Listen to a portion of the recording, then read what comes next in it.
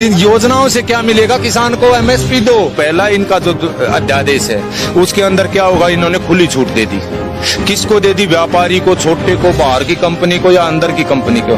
उससे सिर्फ निजीकरण को बढ़ावा मिलेगा। इसको निजीकरण में ले जाने की कोशिश है। सिर्फ ये सेक्टर बचा हुआ था देश का कि इसमें निवेश कैसे हो। किसान चाहे मरो, लेकिन विदेशी कंपनियां और हमारे देश के बड़े बड़े उद्योगपति इसमें घुसाए जा रहे हैं और किसान बर्बाद किया जा रहा है। इस तीनों एक्ट में अगर एक चौथी लाइन सरकार लिख देती कि किसान का एमएसपी से नीचे एक दाना भी नहीं खरीदा जाएगा तो हमें कोई आपत्ति नहीं थी, लेकिन एमएसपी शब्द को इन्होंने छुआ ही नहीं। तो जैसे सब्सिडीज दे रही है सरकार, हमें सब्सिडी नहीं चाहिए, हमें फसल का रेट चाहिए। हमें कर्ज की बात करिए, कर्ज नहीं चाहिए, फसल का रेट दे दो।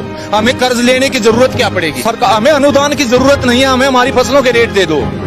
हम खुद इतने समर्थ हैं, देश को हम और भी ज्यादा बढ़ देंगे, समर्थ बना देंगे। पूरा चीन का युद्ध लड़ रहे हैं बॉर्डर पर सारी मीडिया, वहां से थोड़ी फुर्सत मिली। हॉस्पिटल जिसमें अमिताभ बच्चन थे, नानावटी, उधर जा खड़े हुए। उधर से ये विकास दुबे पर आ गए, विकास दुबे से ये वापस फिर इसमें सचिन पायलट के वहां चले गए। किसान की देश के अंदरूनी हालात इतने खराब हो रहे हैं साहब, अब आर पार के बगैर कोई समाधान नहीं है। सरकार ऐसे नहीं चाहती। मैं दावा करता हूं इस पर देश के जितने भी विद्वान हैं, पढ़े लिखे या किसान, आप एक बार अंदाजा लगा के देख लो 2014 में चना, सरसों, धान, कपास, मूंग, मोट, गुआर का क्या रेट था और आज क्या है। कम से कम 2 कदम तो चल के दिखलाते, 2 कदम तो, बल्कि लागत किसान की डबल हो गई है और आमदनी वहीं की वहीं खड़ी है। आज बेचारा बिहार का किसान अपने यहाँ कुछ 1750 के आसपास इसका मक्का का एमएसपी रखा हुआ है, वहां पर 600-700 से ऊपर नहीं बिका है साहब, आप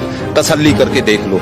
धान वहां पर 1200 से ऊपर नहीं बिका है, आप तसल्ली करके देख लो। वन नेशन वन मार्केट, मैं मेरे तोशाम का 5 किलोमीटर है, मैं मेरे वन नेशन वन मार्केट का मैं करूंगा क्या? मैं आज तक मेरे डिस्ट्रिक्ट भिवानी के एक दाना नहीं लेके गया हूँ किसी चीज का।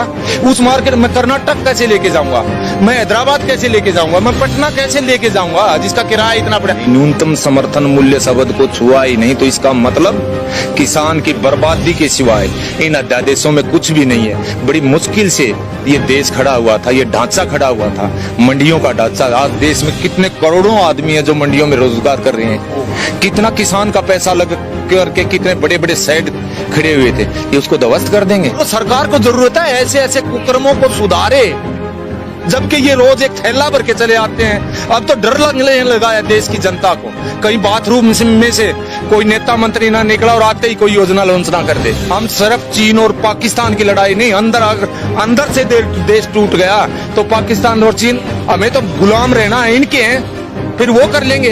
फर्क क्या पड़ेगा? अंदर से मजबूत करो देश को, और किसान के बगैर मजबूत कोई नहीं कर सकता, कोई नहीं कर सकता। हमारा देश कृषि प्रधान देश है और इसको उद्योग प्रधान देश बनाने की कवायद चली हुई है। WTO का प्रेशर हो या किसी बड़े बड़े अंबानी अदानियों का प्रेशर हो, बेचा जा रहा है किसान को। आज भी किसान को हम नहीं जागी तो भावी पीढ़ियां धिक्कारेंगी।